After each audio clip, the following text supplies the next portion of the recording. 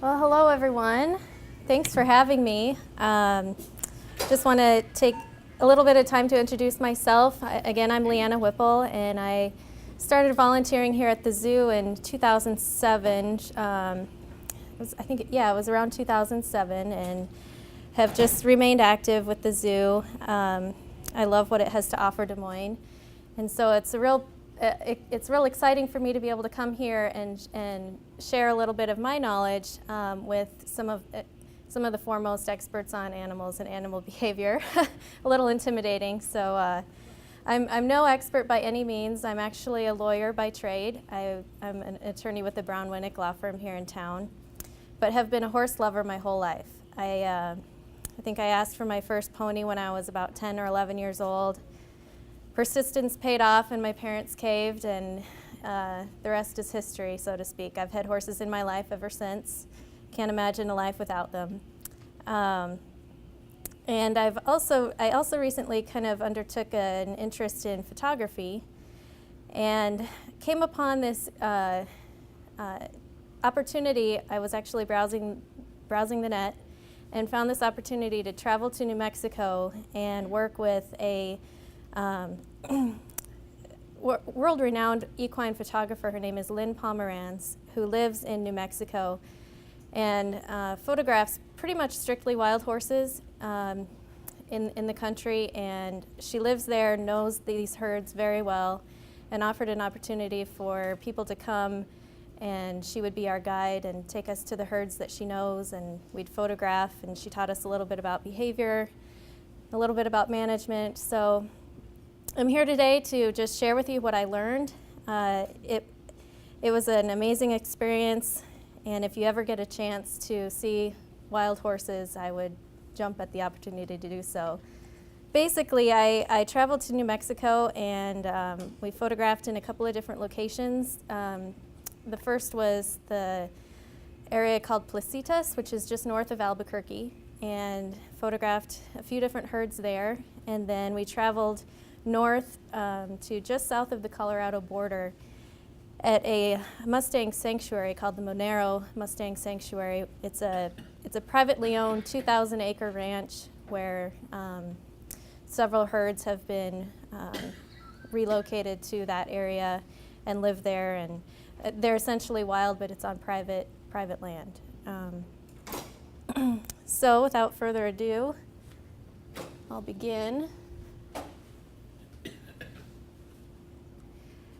I'd like to start a little bit by talking about the history of wild Mustangs. One of the controversies with their management is a lot of people wonder, well, why should we protect them? They're not a native species. Well, it's true that they were here once, disappeared, and then came back. The earliest known ancestor of the horse, called Eohippus, was here about 50 million years ago. It was a small dog-like creature, actually had toes, and this is kind of an interesting story. My nephew, who's 6 years old, was visiting over the weekend, and we have a couple horses at home, and took him out to see the horses. And I don't know if you've noticed, horses have what's called a chestnut on the side of their leg.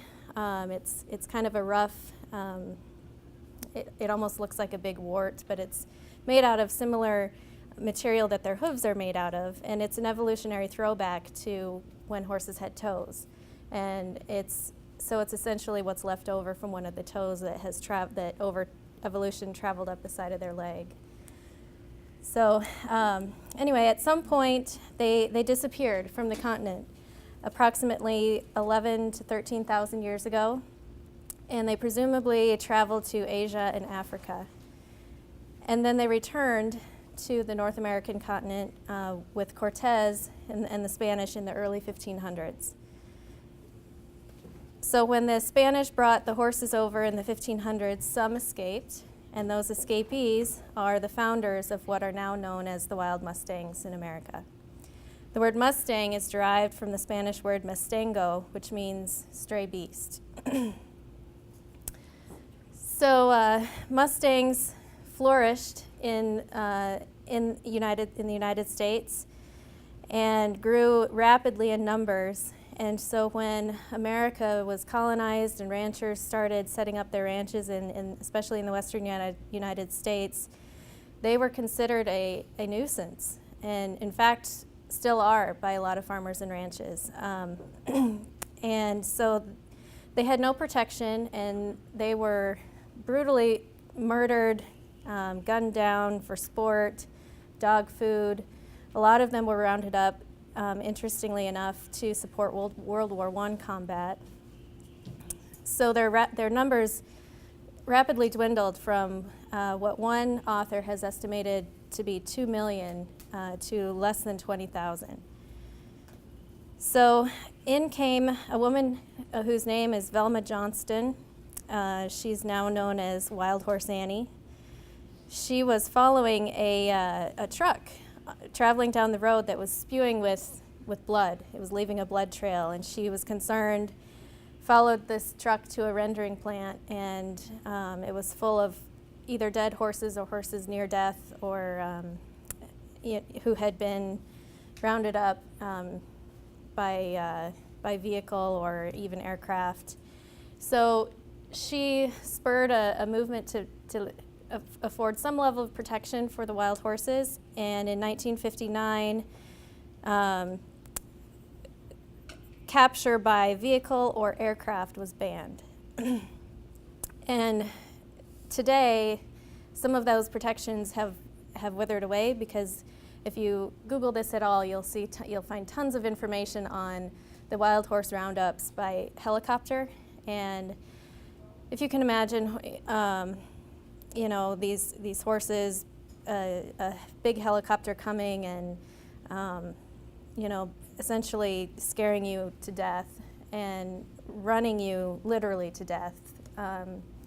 This method is pretty inhumane, and a lot of the older horses are just too weak to withstand the drive by these helicopters, and so a lot of them fall away and are unable to survive without the rest of the members of their herd. But then in 1971, Congress enacted the Wild Free Roaming Horse and Burro Act. This was spurred by school children and their mothers writing letters to Congress. And at that point, Congress kind of took back and realized what a part that horses played in establishing our country. And so the language in the act is they declared wild horses and burros living symbols of the historic and pioneer spirit of the West. And they gave the Bureau of Land Management and the Forest Service authority to implement the provisions of the 1971 Act. Initially, the Act set aside 80 million acres of land for the wild Mustangs. Now that's been dwindled down to less than 40 million.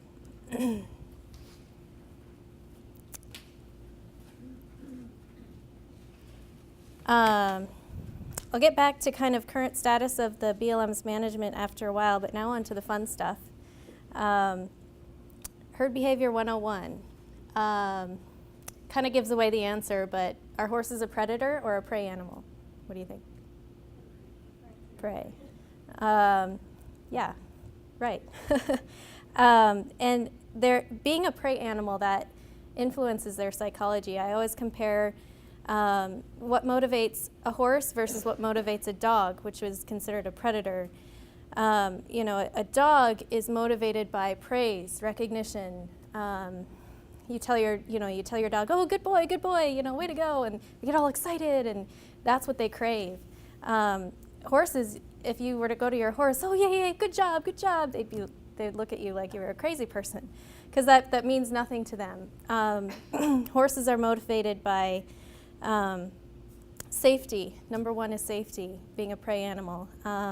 Comfort, and then food and play come secondary to those primary needs.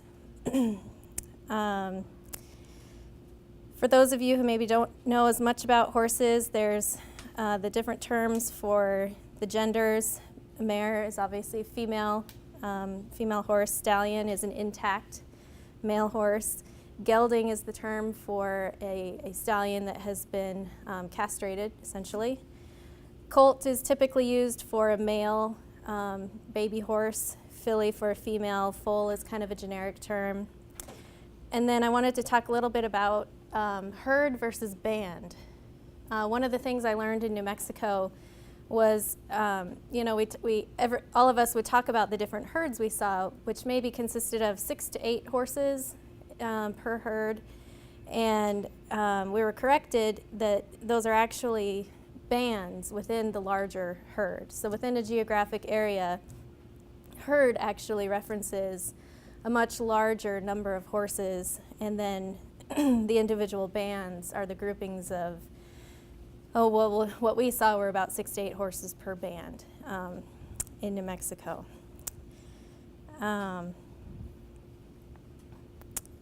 And a little bit about herd structure. Horses band up and they form social bonds. Horses are extremely social animals, and they depend on being able to trust the other members of their band. And typically leaders emerge, and usually it's a lead mare and then the lead stallion. And the lead mare's job is to decide when the herd is going to move, where they're going to go next. It's she who decides what path to take if they're being pursued by a predator. So the lead mare will take the lead and lead the rest of the band to safety, and the stallion will always keep himself between the predator and the herd. So it's his job, it's the stallion's job to keep the band together, enforce the mare's rules if someone's acting up, and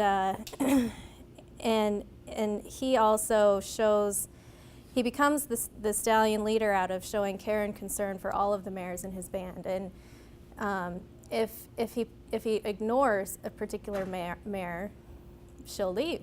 She'll be lured away by another stallion. So it's his job to kind of be nice to all the mares, keep everybody together, and keep everybody safe. And the lead mare kind of makes the decisions. Within the herd, there are obviously young mares and stallions, and most of the herd's time is spent grazing, for one thing. They spend majority of their day grazing, and the other time is spent teaching the young fillies and colts how to be a horse, by teaching them to mirror their parents or the other horse's movements, which is important in a time of being pursued by a predator. So you'll see mares and colts actually teaching their horse to join up with them, teaching their baby to join up with them and follow their every movement, so that they, if a predator comes, they'll naturally follow and do what the rest of the herd does. When mares and stallions reach kind of adolescence, about 3 years old, they tend to leave the band and join another band, but it happens differently if you're a mare or a stallion. Mares typically go without a fight from the lead stallion, and they're typically lured away by either bachelor stallions, I'll talk about that in a minute, or another band stallion can come and challenge the stallion and steal some of his mares if he's successful. So as they grow up, the mares usually go pretty peacefully. They might wander off and have their fun with the nearby stallion and then come back for a while. It usually gradually she'll end up going with that stallion. The young stallions, on the other hand, are usually driven out. Once they reach an age where they could potentially successfully challenge the lead stallion, he will drive that stallion out. And that's where you get the formation of what are called bachelor bands, which are a bunch of young guys hanging out. Hanging out together until they get big enough and strong enough to challenge other band stallions and get mares of their own. You also have what are called satellite stallions, and we saw this at one point in New Mexico. There's a picture of it later. A satellite stallion could be a young stallion that's been kicked out of the herd but didn't have another band of youngsters to go to or wasn't accepted by another band. So they are oftentimes allowed to follow the herd at a distance, but they're never allowed back in in close contact with the rest of the herd. And that's also the case for older stallions when they are successfully challenged. The new stallion who comes in and challenges an old stallion may be allowed to follow what was at one time his herd, but always at a distance.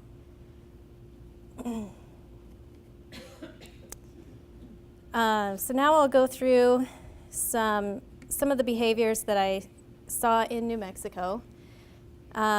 This first one seems fairly obvious. Grazing. This is Black.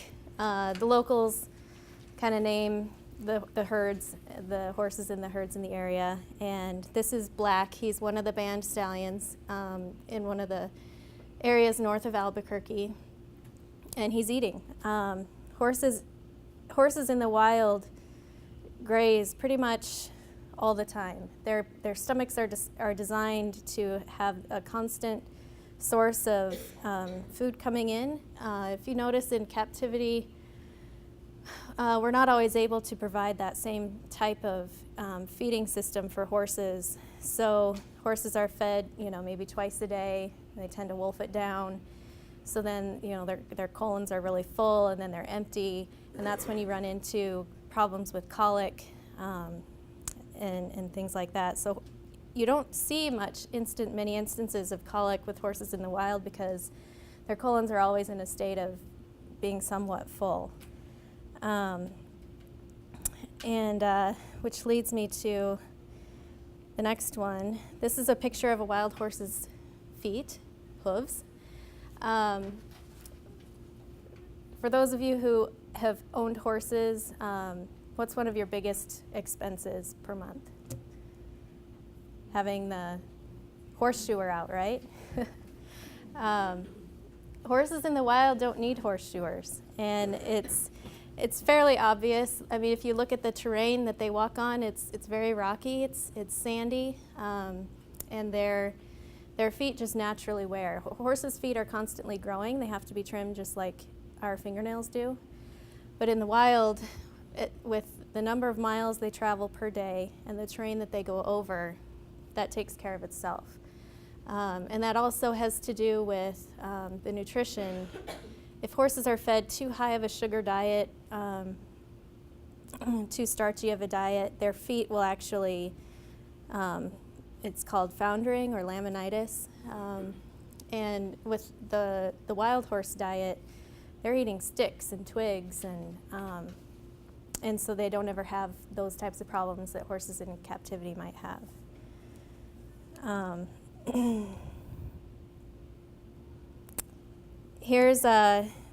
This is Juan's band, and horses can sleep standing up, but they often do lay down. And it was really neat to see them. We were standing off at a distance, and I, of course, had a long lens when I was taking these photos, so I wasn't this close to them.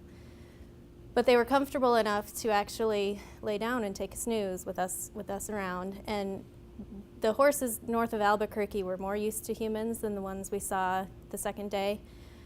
So they behaved a little differently. They were more accepting of us. But if you notice, that's Pinta. She's one of the lead mares, and then the other one standing up that you can't see is Juan. He was the lead stallion. So there's always a watchful eye, kind of standing up, ready to alert the rest of the herd if a predator were to come. I'm sure we've all seen horses do this at one point and another. Horses love to roll. Not only does it feel good, but it's also a natural form of chiropractic care. Rolling helps keep their spine and muscles all flexible and in place, and so it's an important aspect of their daily routine. Here's one, flight. This is one of the bands that we saw in northern New Mexico who were not nearly as used to seeing humans as the ones down by Albuquerque were. And this is about all we saw of them was their backside running away. And you'll see the differences in the herd behavior, whether or not they're used to humans or not, or also whether or not there are predators in the area. The ones down by Albuquerque, they really didn't have any natural predators. Down there, they were more of almost, they bordered a residential area, so they didn't have the threat of mountain lions or anything like that, and so they were a lot more relaxed generally than the horses we saw further north. This is a stud pile. Yes, it's horse poop. This is how the band stallion kind of marks his territory. He'll go back to the same spot and poop on it several times. And it's often where you'll see the territorial challenges happen is near a particular stallion's stud pile, because another stallion might come up and poop on another stallion's stud pile, and then the fight ensues. This was really cool to see. This was a different band. This isn't Juan's band, but this was another one in Placitas, which is just north of Albuquerque. The gray horse you see there was the lead stallion, and the bay, which is the brown one, was more of an adolescent, probably two years old maybe. And the brown one challenged the gray stallion here. You can see him challenging. Didn't work. The lead stallion chased him off, and we thought we were going to witness one young stallion's exile from the herd. And here he is joining a satellite stallion. This guy, the guy by the fence there, was following this band closely, but he wasn't a part of it, and he was all by himself. He must have gotten booted out from another band. So the youngster that was causing the trouble came over and joined him, and they hung out for a while. But then he decided it was too soon, couldn't do it, came back. And you see his mouth is open. You'll see baby horses doing this a lot when they are approaching an older horse. It's a sign of submission. They'll kind of move their lips and kind of bite like that. And it's a sign of submission saying, I'm sorry, I submit to you, can I please come back? And he was allowed back into the band that day. These are some horses we saw up north at the Monero Mustang Sanctuary. You've probably seen horses doing this also. This is just a form of bonding. It's called mutual grooming. It's how they bond with one another. And it also, has the benefit of grooming each other too. But they've got to keep that close bond with each other, or they won't survive. These were also at the Monero Mustang Sanctuary. These were two younger stallions, part of the same band, I believe, and they just were play fighting. It wasn't really a territorial challenge of any kind, but it's almost like they were in training for one day when they need to make a challenge of their own. And they carried on for quite a bit. It was really neat to see.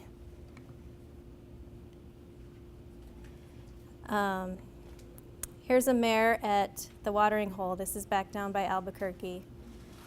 And we waited and waited and waited for an opportunity to see one of them come to the watering hole. When a band of horses comes to the watering hole, it's always where they are most at risk, because that's where predators hang out and wait for them to come and drink, and that's when they will attack. So you'll notice even if several different bands come to the water, you'll rarely see a territorial challenge or between stallions, because they know they need to get there, get their water, and get out. And it happened really fast. I only got a couple of pictures because they were there and gone so quickly, but here, this mare was, she not only took a drink, but she was basically giving herself a bath also. She's splashing water up on her belly before they had to leave. So here is another cool thing that we saw. We saw one band stallion actually leave his band and challenge another. So this is Black. You saw the picture of him grazing earlier. And he's in this picture, he's heading up the hill. His band had just been to the watering hole. And he actually left his mares once they retreated from the watering hole. He left them to go challenge Juan. You can see Juan behind that paint mare up on the hill. Which was it was interesting that he would actually leave his mares at such a great distance, but that just goes to show how that herd had gotten used to the fact that there are really no natural predators around. They were used to humans, so he felt comfortable enough to leave his mares. In any other scenario, if he had left his mares alone like that, another stallion would have come in and they would be gone. So he comes up, and he just, it was almost a passive-aggressive attack, because he just kind of hung out by Juan. You can see Juan keeping himself between, Juan is the white horse, between himself, between Black and the mares. And Black just kind of hung out.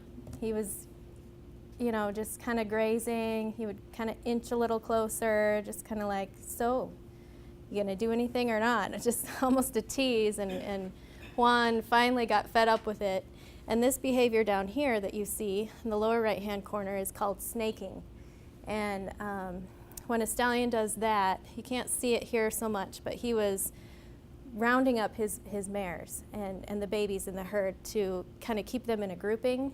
And so he snakes, he gets his head real low, ears back, and he kind of gets all the mares in a bunch so that he doesn't have to worry about them being all scattered around while he's dealing with this challenge from a neighboring stallion. So finally, Black engaged Juan, and they just kind of danced. I wouldn't say it was a full-on battle. They just kind of danced around each other, and finally Black gave up and went back to his mares.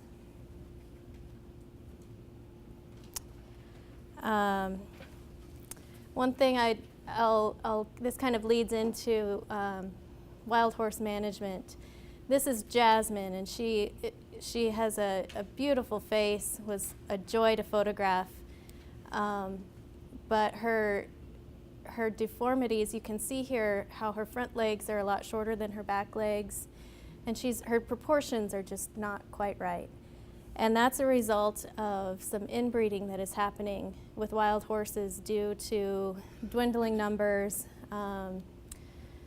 which kind of leads me into talking about their management. The BLM, Bureau of Land Management, is charged with protecting wild horses, but ironically, they're also charged with issuing land grazing permits to farmers and ranchers. So they have these competing interests, which has made their job very difficult. It's kind of the age-old problem of what's no longer useful is considered a nuisance and should be destroyed.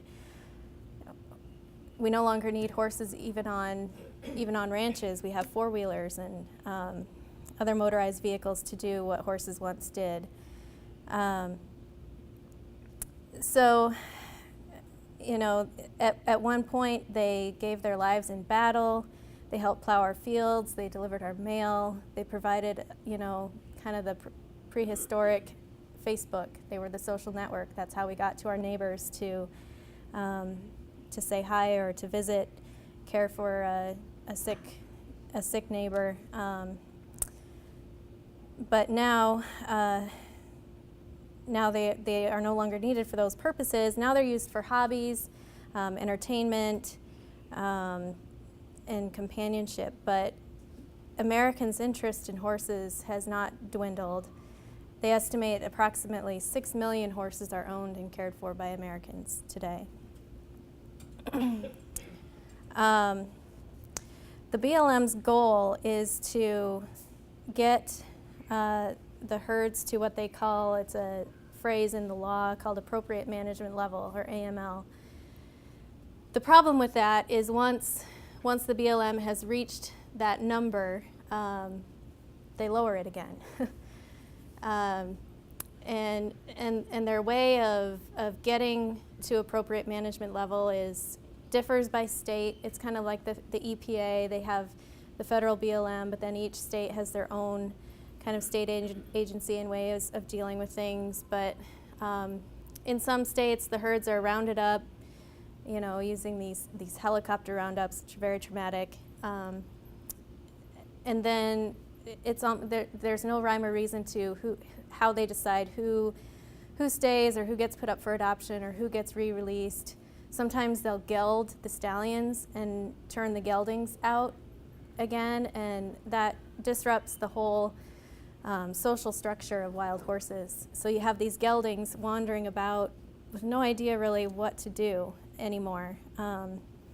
Or they'll split up the family bands and re-release them in areas where they're not familiar. Actually, this issue is highly controversial, obviously, but it's complicated by ban on equine slaughterhouses in Texas and Illinois. There were 2 in Texas, 1 in Illinois. Some judicial proceedings shut them down, and so now we're kind of faced with a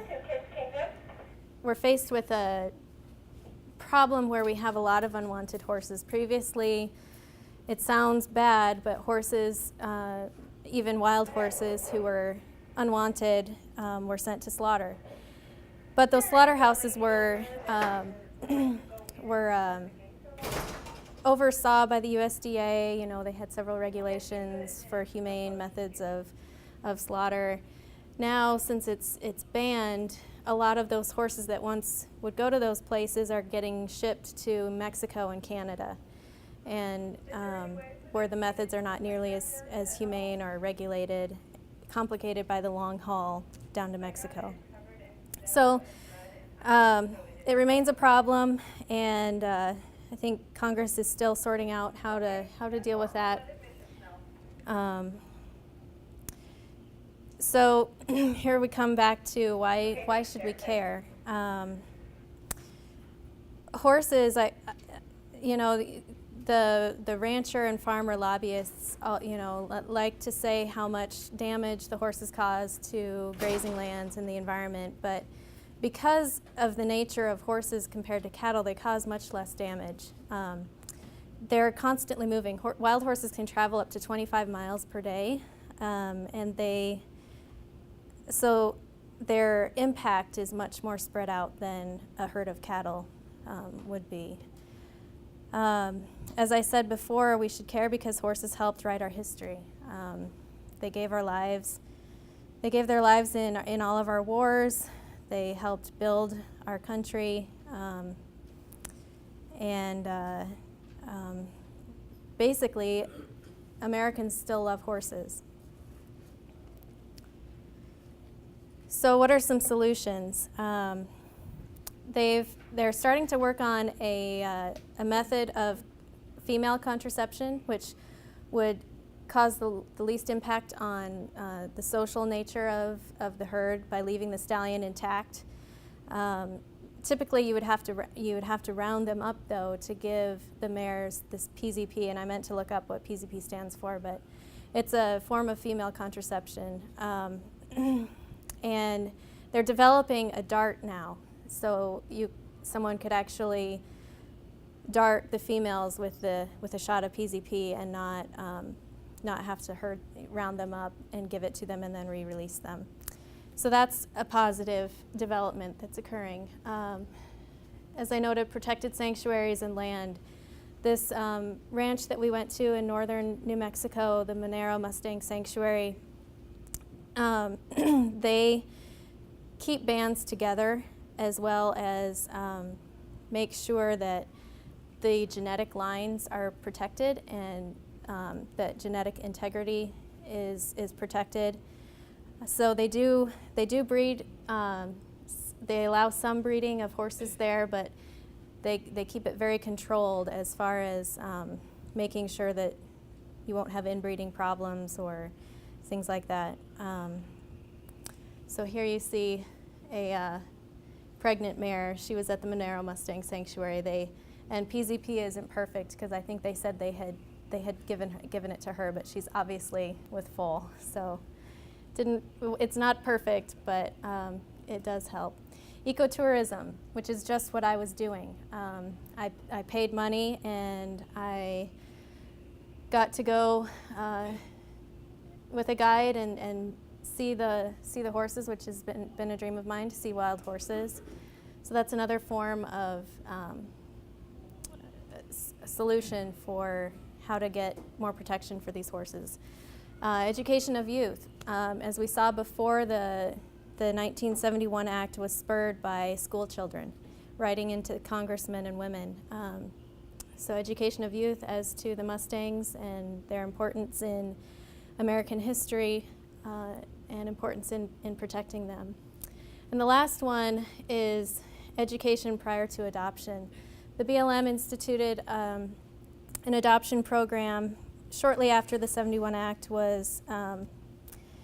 came into effect, and hundreds of thousands of horses, wild horses, have been adopted since then. But several thousands are unaccounted for, feared sent to slaughterhouses. Also importantly is BLM horses are fairly cheap. Horse prices right now are down, just the economy or numbers or whatever, but even in comparison to the regular market, to adopt a wild horse maybe only costs $100. So when a family decides, hey, I want to get a horse for my daughter, but I don't want to spend a lot of money, oh, let's get a wild Mustang.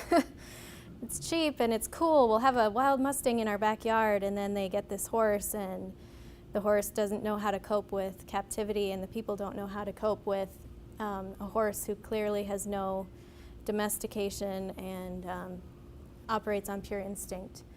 So education of potential adoptees or adopters of horses is important, and there are some organizations who are starting to do that, where you're required to work with a trainer using more of natural horsemanship techniques before you're allowed to take your horse home. So they actually teach you how to interact with the horse before you take it home. And this goes into how can I help? Write your legislators.